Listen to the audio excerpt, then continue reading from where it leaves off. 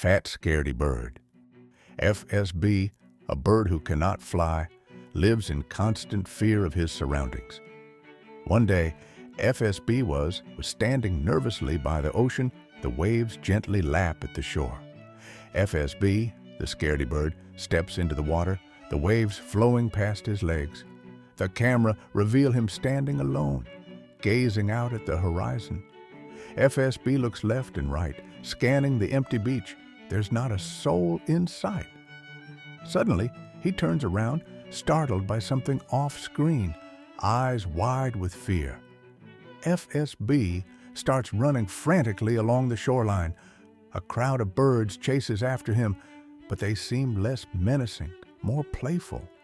He sprints toward the ocean, flapping his wings wildly as he attempts to flee. As FSB is running, he glances back at the chasing birds. He suddenly halts, coming to a sharp stop, confusion etched across his face. Focusing on the crowd of birds who are now happily playing in the sand and water. They aren't chasing him after all. They're just enjoying the beach. FSB feels embarrassed and frustrated by his own fear.